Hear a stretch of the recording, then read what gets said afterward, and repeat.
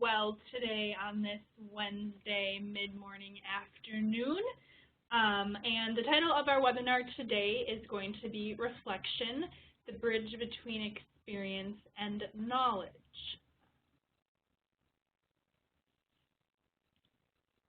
So, like Marcus mentioned, he's going to be kind of our tech support for the day. My name is Alyssa. I currently am serving at the National Youth Leadership Council as the Youth Initiatives AmeriCorps Promise Fellow. So if you guys in the chat box, you guys can kind of get that experience and that feel for the chat box. If you guys want to share your name, where you're from, your city, your state, your country, and then if you guys want to also share, if you could have one superpower, what would it be and why? So in the chat box, make sure you're sending to all participants. Include where you're from, and if you could have any superpower, what would it be and why? I personally would like to have the superpower of being able to run super fast. That way you can get anywhere you want to very quickly. Like you could go take a lunch break in the Rocky Mountains and then come back to work, or you could travel all over the place because you have super speed. We have some folks from Inver Hills Community College. Oh, and we have some people from the Cincinnati, Northern Kentucky areas. Thank you for joining us. Lots of folks saying that their superpower would be to fly. Tracy from the Denver Zoo, welcome. My superpower would be able to speak and understand any language. That would be awesome. We have another folks, invisible transportation powers. Adam from Egypt, his superpower would be to somehow convince Egypt drivers to drive in a safe manner. We hope you are staying safe in Egypt. Samantha would like to teleport. And we have Leah and Katie joining us from St. Louis University in St. Louis, Missouri. Just remember when you are using the chat box to send to all participants, anytime you have a question about the content that I'm presenting, please feel free to send it my way and to all participants. And I will try my best to pay attention to the chat box and share your comments or answer your questions as readily as possible. So today, during our reflection webinar, we are going to first be going through the origins of the IPARD model, which is what we use for service learning. We're then going to talk about the benefits of reflection, and then some barriers and tips to reflection, and different methods that you guys can use with your groups to reflect, and then we'll briefly go over some additional resources. So first, in the chat box, if you guys would like to share what your goal is for this webinar.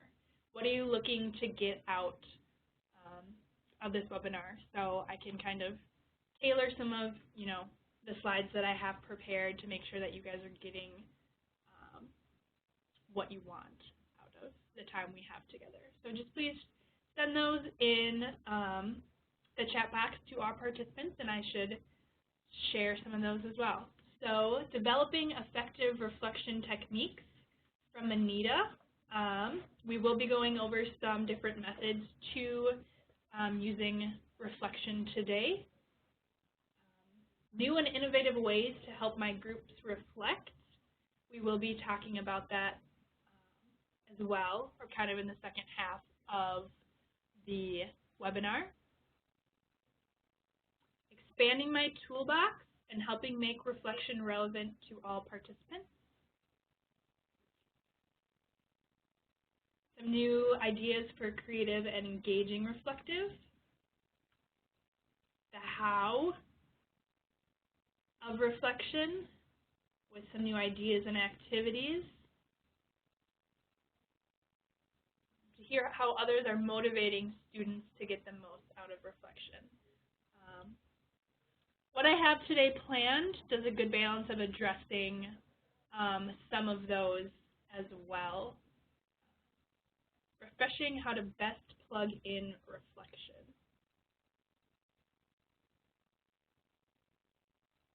Lots of folks looking to expand their toolkit, sharing the value of reflection with other students. So it sounds like we have a good balance today of what people want to experience out of our webinar. So we're going to get started.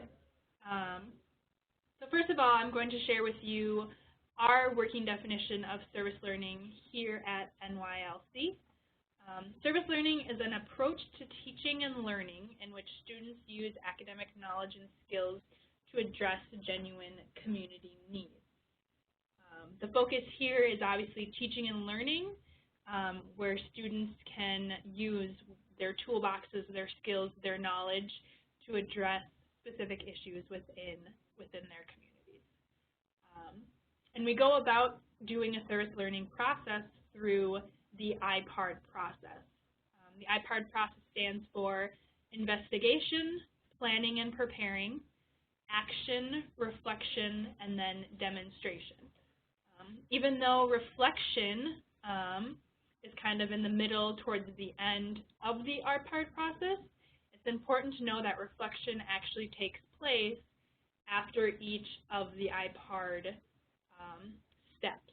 So for instance, after you do your investigative processes with your groups, it's important to then reflect on that experience with your students. Another good example is, let's say your action is taking a couple days to do. Let's say your project is going to take, a couple days. You're building a community garden, and that action is going to take you a week to complete. It's important to do reflection, at every single time it's available. It's also important as a facilitator of a group to reflect when you see the opportunity. So if there's an interaction that's going on with some group members, or there's just a really important moment, take advantage of that time and reflect then with your students. So service learning and reflection. It's important that, reflection activities are ongoing and require individuals to deeply think about what's going on and analyze the experiences that they are having. So first, we are going to go through some benefits of reflection. So before we go into that, if you guys want to share in the comment box some of your reasons as to why you think reflection is important. So if you guys just want to share in the chat box why reflection is important, and I will share some of those out.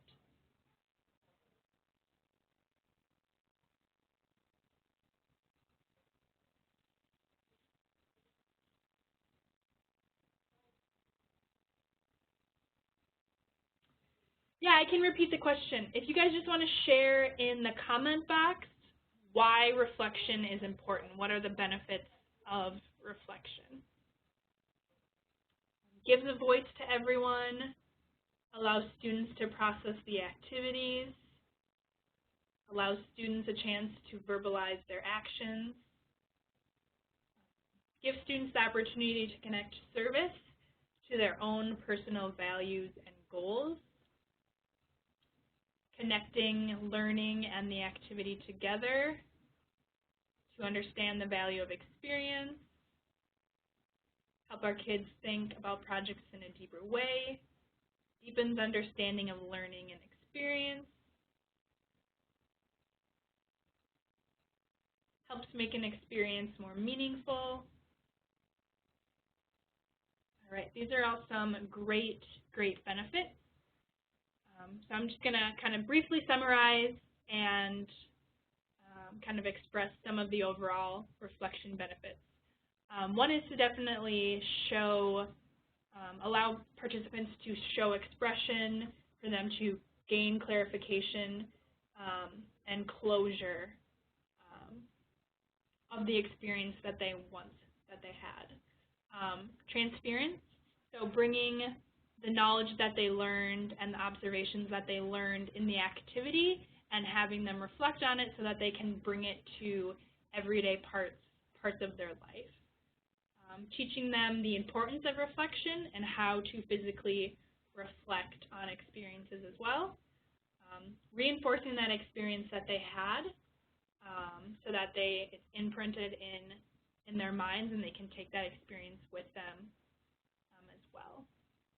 Promoting the value of learning so that hopes they can seek out other similar learning opportunities in the future. And then also reflection allows, program facilitators and program coordinators to evaluate if their programs are meeting the goals and objections of their program that they have established. So there are tons of, obviously, benefits to reflection. So given all the great examples that we shared about the benefits of reflection, I want everyone to come up with their own definition of reflection and share it in the comment box. So what does reflection mean to you and to the groups that you work with? What is your definition of reflection?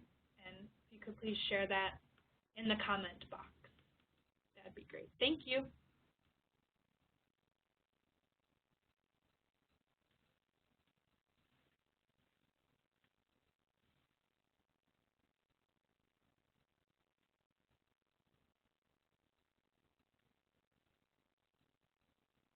So Betty, her reflection, a time to ponder upon what the experience meant to each of us.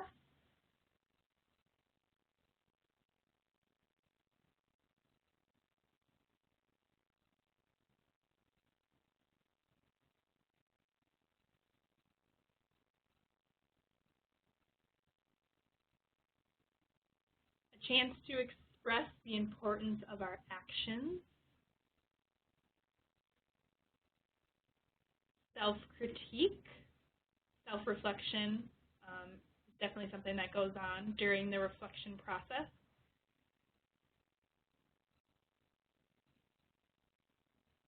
Reflection is taking time to recognize how theory applies to practice and what one takes away from experience.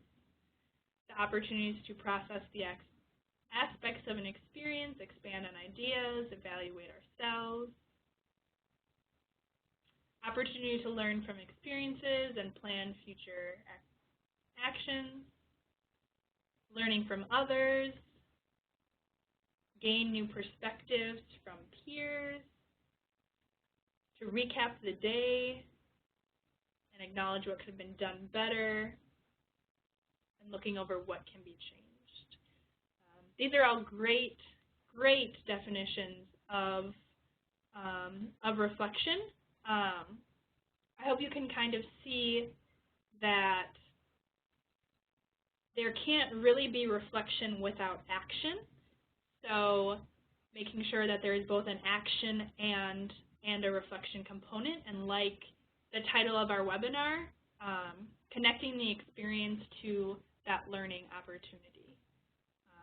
It's a time to discuss and analyze what happened, what our observations were, and what we can take away and apply to future experiences. Reflection can take on lots of different methods, which we will go into later in the webinar. But reflection can be anywhere from a discussion or an activity such as journal writing or a poem and all those things. I just wanted to share these two definitions with you, quotes from John Dewey. We do not learn from experience, we learn from reflecting on experience. So that definitely, helps us realize that there cannot be reflection without action. And then the goal of education is to enable individuals to continue their education So that's kind of the other part of reflection, is for our participants to see what's going on and apply it to other similar situations in their lives. So next I'm going to go into some reflection barriers, some situations that might come up that make reflection difficult, and then I'm going to go into some tips to kind of help you address those. First is reflection sessions are never alike. Facilitators who are facilitating group discussions or reflection, obviously different topics are explored in your different discussion groups. And conversations can take different directions at a moment's notice, so facilitators often have to be ready for that. And kind of to help address that is learning through trial and error. As a facilitator, the more experience that you have with reflection, the more experience you're going to have, the more confident you're going to feel. So increase your knowledge around reflection to kind of help with some of the difficulties with reflection. Seek out professional development opportunities around reflection, like you guys are all doing now today. Another barrier is preparation. Facilitators and group leaders often spend more time planning the experience than they do planning the reflection. They just assume that reflective experiences will present itself during the group activity, which doesn't always happen. So it's really important for facilitators to come with a couple different reflection plans and reflection questions so that they can adapt the reflective process afterwards. We're going to go into more detail later in the webinar about how to better prepare for reflection sessions. The third is past experience. Some people that you are asking to reflect may have never reflected before or never had been taught to reflect. So when you're asking them to reflect something, this may be a new experience for them. Some tips for that is starting with just having them do one-word response to questions. Like, for instance, give us one word about how you were feeling about today's experience. That way they get used to sharing, but don't have to come with a really developed comment for the group. And then you can move on to having them expand a little bit more, having them share 3 words. Like, for instance, what were 3 things that you saw during this experience that you want the group to work on moving forward. Since reflection is new to some folks, allowing them to pass is really important. That way they don't feel like they have to contribute. And if a group's never reflected before, it's okay if their thoughts aren't fully developed. They're getting to where they need to be. They're thinking about what's going on. They're developing some thoughts and making some connection. But as time goes on, the reflective skills will increase with obviously more reflection. So when you're working with groups who have never reflected before, just be patient and understand that reflection is a time of growth if they've never experienced before. Some other tips: acknowledge the first person who speaks. If it's a quiet group, if someone speaks up, acknowledge that you appreciate their contribution, and obviously acknowledge differing opinions. So if you have 2 participants or multiple participants in the reflection circle who have different sides, definitely let participants know that it's okay to have different viewpoints on things. That way, participants who may be feeling like their value or their thoughts don't agree with other folks won't be hesitant to share their thoughts. So just letting people know that all opinions are welcomed and that there's no right answer to reflection. Another great way to kind of address folks who've never participated or reflected before is doing partner discussion. So maybe having small groups of 2 or 3 participants share their ideas before they're sharing them with the large group. And definitely allowing them to maybe write their answers before speaking.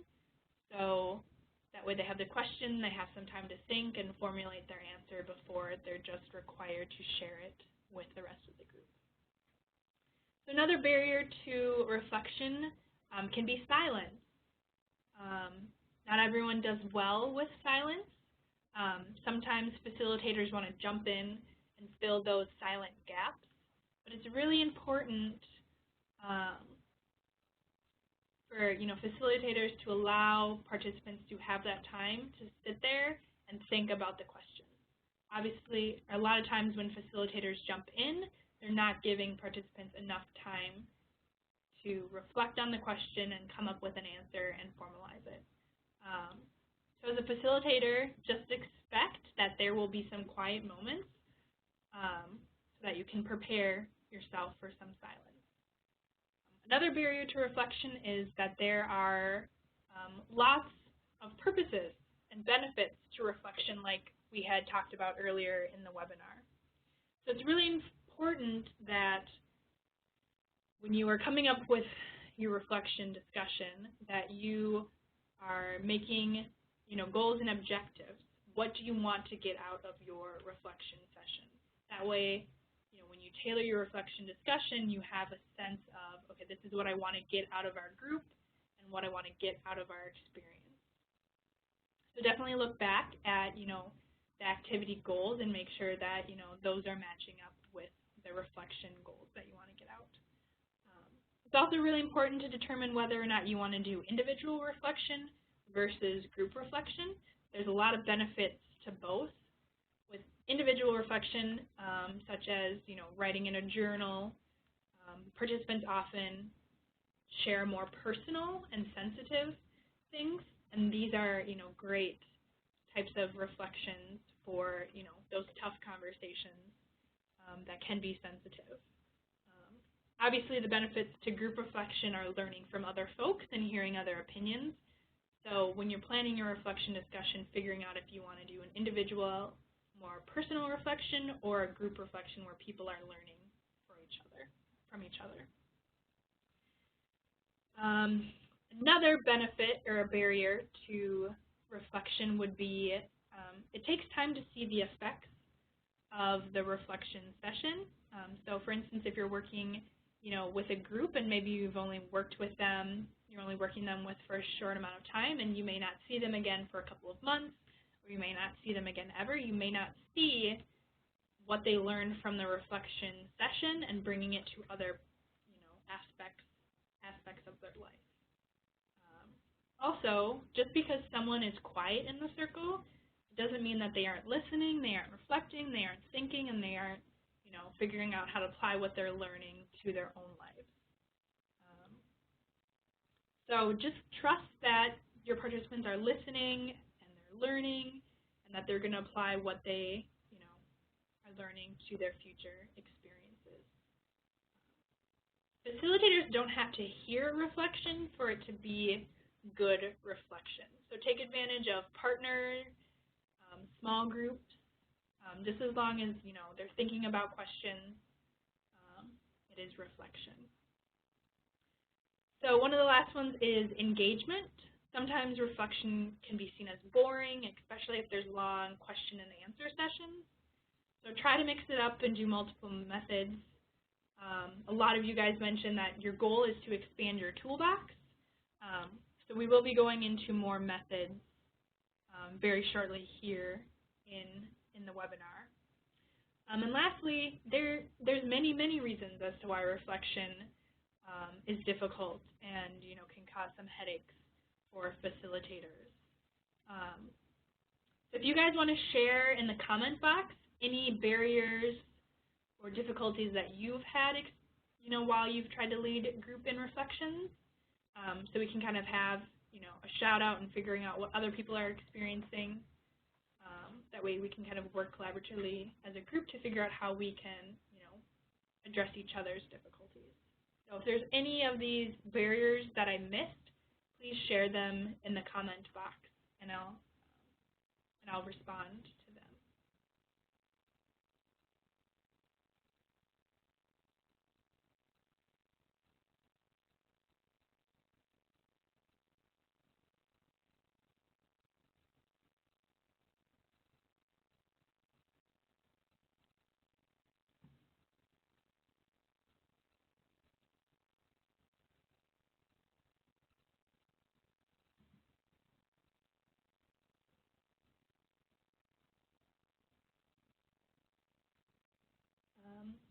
Forming the right questions that will lead participants to true reflection.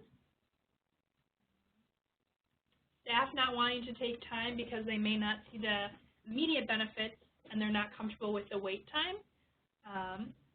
Those are some of the ones that we addressed here. We will be talking about forming reflection questions in a few moments as well. Often reflection is only surface level, challenging the group to go deeper. Keeping students focused after the exciting action is over.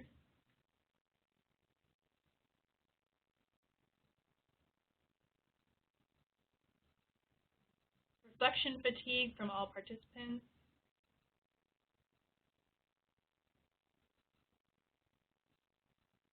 So yeah, definitely we will go deeper into we will address today making sure that action, that reflection is, still exciting even after the action portion. So next, we are going to talk about one of the methods of reflection, which is obviously discussion, Q&A, open discussion type format. It's a really, discussion questions are one of the most common methods of reflection because it allows for high levels of participation from both the facilitator and the participant. So when you're preparing for a discussion Q&A type reflection method, it's really important that you take time to prepare beforehand, like I had mentioned in one of the barriers before. It's important to develop two sets of questions. The first set of questions you plan prior to the experience taking place. So when you're writing your activity proposal, that is when you should take time to also write the reflection questions that you are going to ask during the reflection process. That way you're prepared with your question. The second set of questions that you are going to come up with are questions that you form while you are observing the group doing the activity. If they're doing a team building activity, if they're working on their community garden, whatever they're doing, you as a facilitator will be walking around and making observations, and from those observations, you should start forming reflection questions. If you see, common behaviors or common themes coming up, that's something that you should develop a question around so that you can ask during the reflection, session.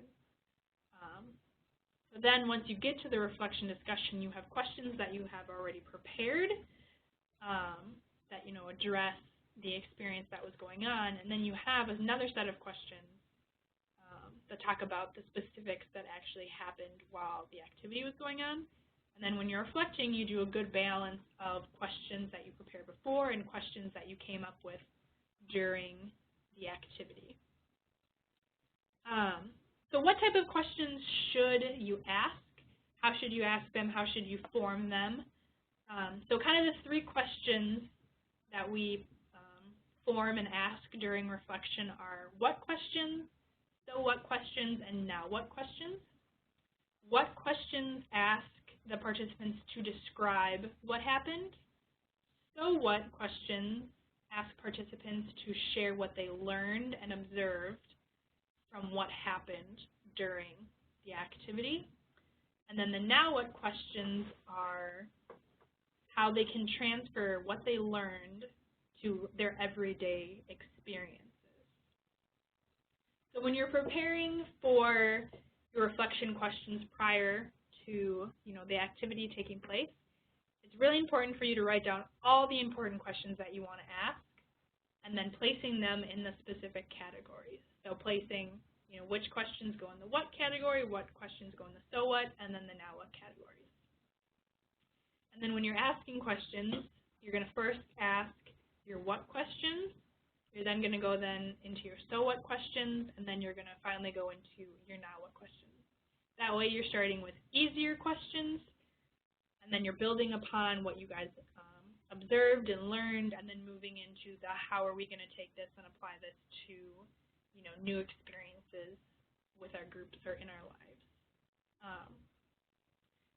When you're writing the specifics of the question, it's really important that you stay away from yes or no questions. That way you just don't get one more that way you just don't get one-word responses from your group members. So it's often really important to include a why and why not. So do you agree with what happened today? Why or why not? That type of stuff. Another kind of tip to keep in mind is to avoid bias. Don't push your participants to answer a question in a certain way. And then making sure that you're using language that's known by all. So kind of stay away from jargon or slang to kind of know what everyone, the language that everyone knows. And then obviously exploring different ways of doing discussions. So for example, public versus anonymous sharing. So is this just going to be an open discussion where everyone's sitting in a circle and people can share their thoughts? Or are we going to maybe have people, write their responses down on a piece of paper anonymously and then have them throw them into the circle and have participants share out, other people's thoughts anonymously? So we have a question. Can you please go over what the so what questions should have, please? So like I mentioned, so what questions would be things that they learned or observed during the activity. So a so what question could be as simple as being what you learned from the activity or what you observed. These so what questions would be a good time to kind of pull in what the goals of your activity are. So for instance, if your activity is to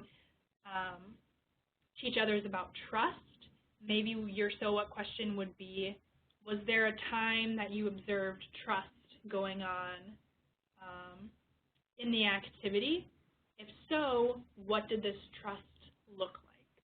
Or was there a time where you thought someone should show trust, but they didn't? So those so what questions really focus on, what was learned and what was observed in that, activity session. When you're writing those questions, really focus on what, the goals of your activity was to help you kind of form those questions. I hope I answered your question. So now we're going to kind of go into the non-discussion type methods of reflection. I know a lot of you guys mentioned you guys wanted to expand upon your toolboxes. So we're going to be talking about reflecting using multiple intelligences. So a lot of you sound like educators. So many of you may be aware of the multiple intelligences. So linguistic, logical, bodily, spatial, musical, interpersonal, intrapersonal, and naturalist. So you can definitely, kind of tailor your, reflections to meet these different learning styles of your students, or have them, explore a new learning style. So for instance, a good linguistic type reflection would be having them write a story or a poem or an article. Mathematical, We maybe have them analyzing and collecting data about the service learning project or, whatever they're working on. Bodily, doing anything active, anything that gets them out of their seats, maybe outside moving. Bodily is a good one for you to pair with, other intelligences. For instance, musical. Musical is maybe making a dance. So that's incorporating both music and bodily intelligence. Spatial would be anything really artistic. Murals, cartoons, symbols, pottery, anything that really lets them show, their creative style. Musical, I said, creating a dance, creating a song, anything that involves, sound and music. Interpersonal, a good example would be small groups or allowing the participants to teach others what they learned. So maybe them having, going into another classroom or going into another student group or community group and sharing with others what they have learned from their project or their activity.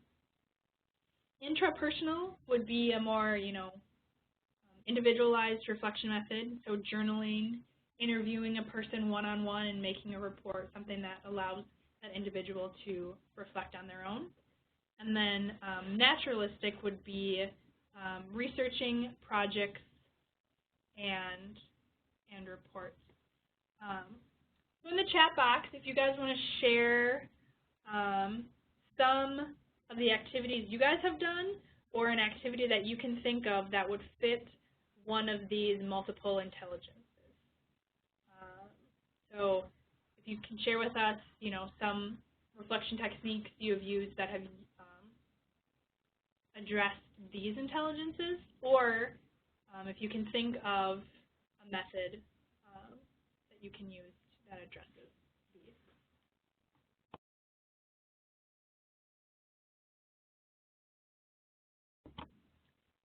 And you should have gotten a little pop-up with a PDF of different reflection techniques using multiple intelligences. So I think for each reflection technique, each multiple intelligence has anywhere between 5 to 10 different techniques you could do.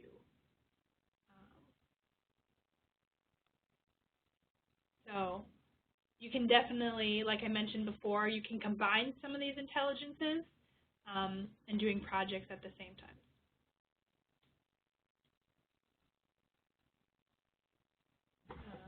So here are some responses from other folks.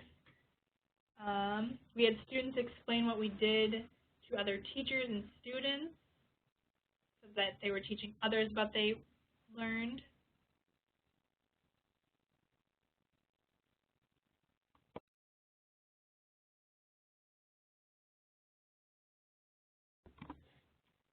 Journals, drawing, think, pair, share. That's a great one.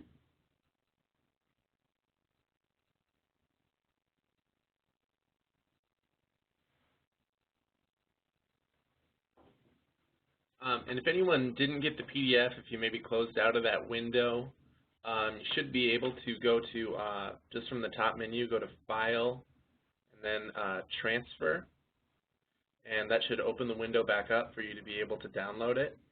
And just please message me, National Youth Leadership Council, directly if that doesn't work for you, and we can try to figure out another solution, but that should do the trick. We got some folks doing linguistics, so journaling. So this PDF resource has a lot of different ways to go about doing reflection.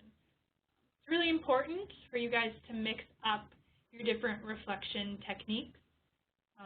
A lot of facilitators like to stay with maybe 2 to 3 reflection techniques that they know work really well, but mix it up every once in a while. Have participants thinking in those different intelligence areas, to have them using different parts of their brain and applying their learning and experiences to multiple areas. So definitely explore these experiences.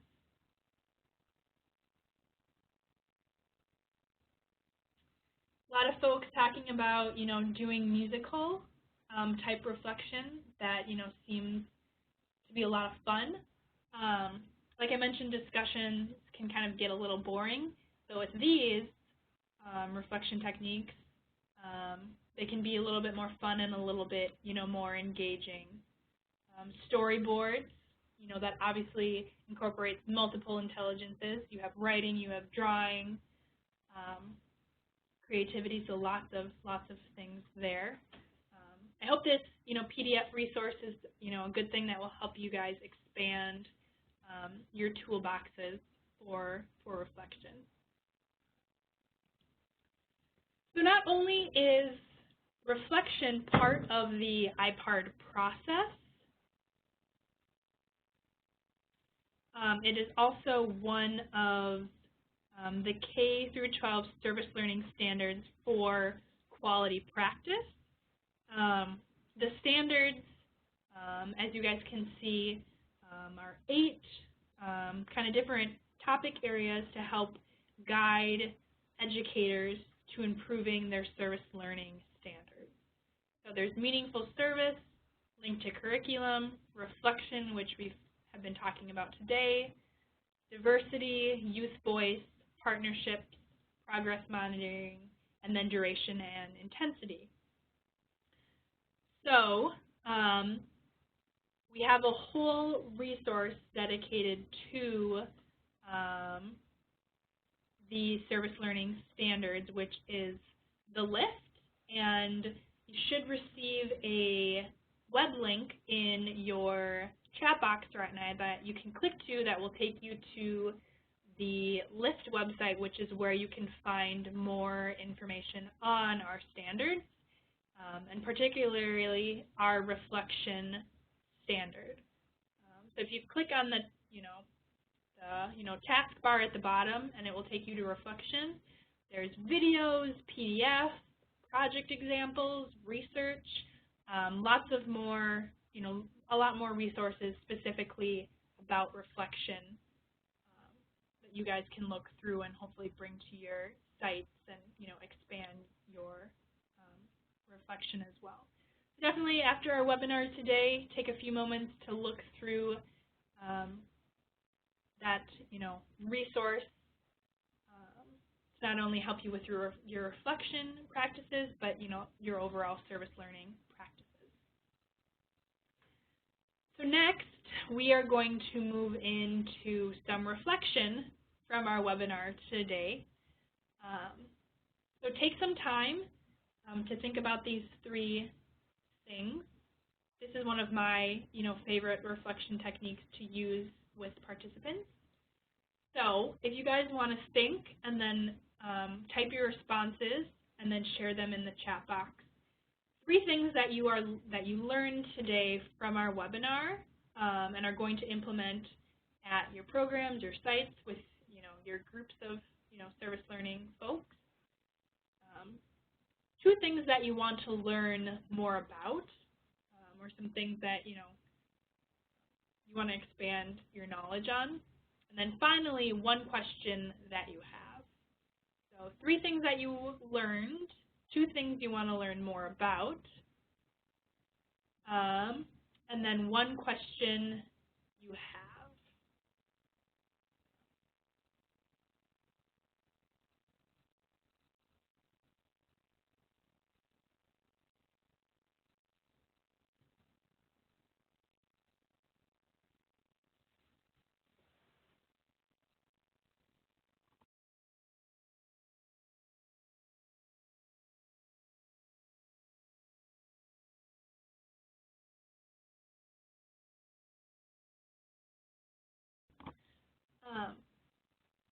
If you're having a hard time coming up with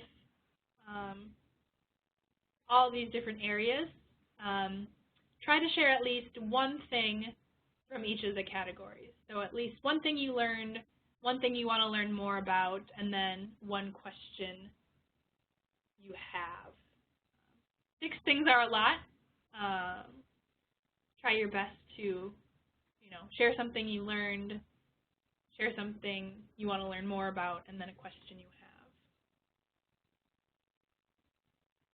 We have some folks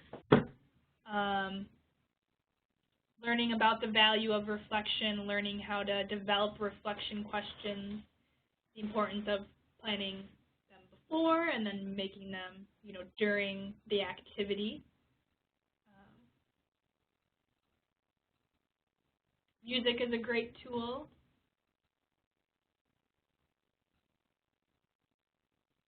Learned more about available resources, developing 2 sets of questions, preparing things ahead of time. I'd like to learn more about things that maybe didn't work so well with others.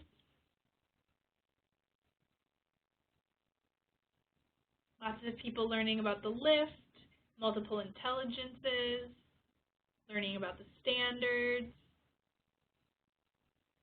That reflection happens even if you don't hear it. Lots of folks learning lots of different things.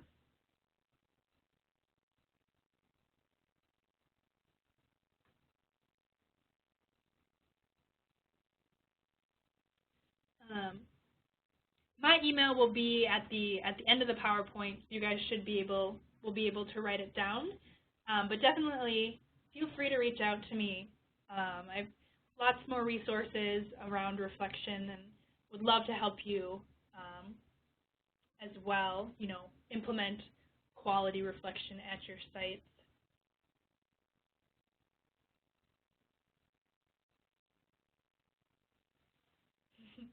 Some folks learning that there are common barriers out there, and lots of folks are, experiencing same difficulties, and it's not just you. You aren't alone.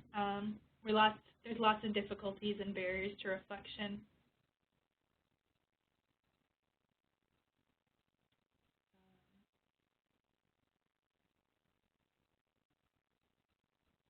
Learning the difference between individual reflection versus group reflection. Great. Folks are learning lots of things. Great to hear. If you guys want to take this time to also, in the chat box, send along any other questions that you have or concerns. This is just kind of open discussion time. If you have any questions for me, and send them along to me.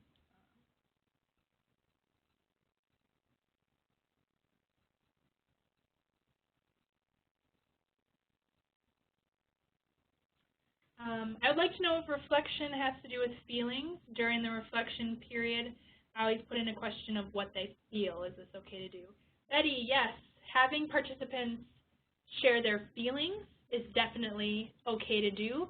My one tip would be not to have the feeling question be the first question. Feeling questions are usually kind of good, the third or fourth question. Feelings can be a little bit, hard for participants to share out to the rest of the group, especially if they've never reflected before.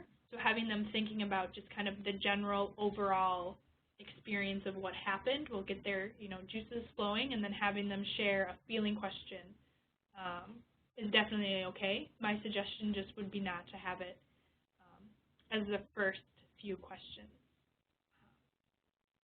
I hope that helped, Betty. Definitely ask questions about feelings.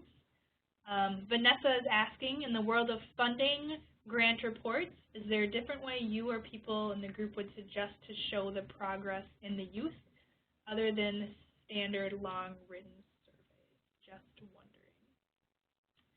wondering. Funding and grants and showing progress is, kind of a very difficult process to go about. Unfortunately, I don't know too much about the funding or grant progress, but I can definitely look and see if there's some more information that I can pull around that to see if there are other ways. For the most part, from what I've been experiencing and what I've been talking about with other practitioners is for grants and funding. A lot of it is just, written surveys, written standardized tests to show, to kind of meet the needs of the funders. So Vanessa, I will definitely look into that and can share that, information that I find with you. Lots of people appreciating the LIFT resources as well. If you have any other final thoughts, if you want to send them into the chat box, that would be great.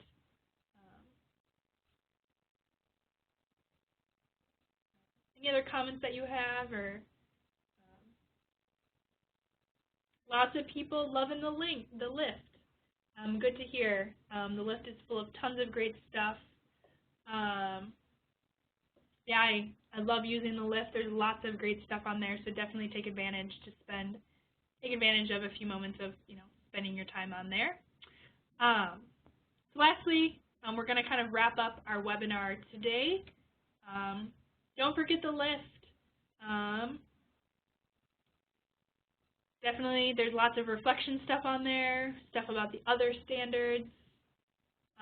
So definitely take advantage of the lift. The next resource that I'm going to talk about briefly is the GSN. The GSN is called the Generator School Network, and it's our online community for service learning information. So that is currently where the Service Learning Clearinghouse is located. So lots of resources about, the IPARD process, service learning process, lots of project examples up there. That's another great resource as well. And finally, the project planning tool is on the GSN.